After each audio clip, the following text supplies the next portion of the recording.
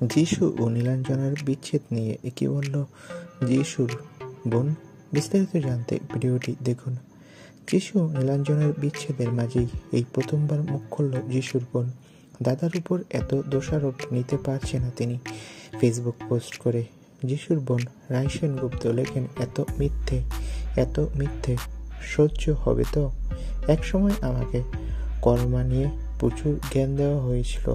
আজ প্রশ্ন করি, যদি সেটা থেকে থাকে তাহলে কর্মা ক্ষমা করবে তো? সত্যি চিরকাল চাপা থাকে না। আমি যদি আমার মুখ খুলতে পারতাম, ভগবানও জানে না ও কি ভুল করেছে। যিশুর বোনের এই মন্তব্যে যিশু আর নীলাঞ্জনা বিবাহ বিচ্ছেদের পিছনের আসল কারণে যেন আরো রহস্য বাড়ছে। তো বন্ধুরা, এই বিষয়ে তোমাদের মন্তব্য কি? কমেন্ট করে জানাও। আর ভিডিওটি ভালো লাগলে অবশ্যই একটি লাইক দেবে। সকলকে অসংখ্য ধন্যবাদ।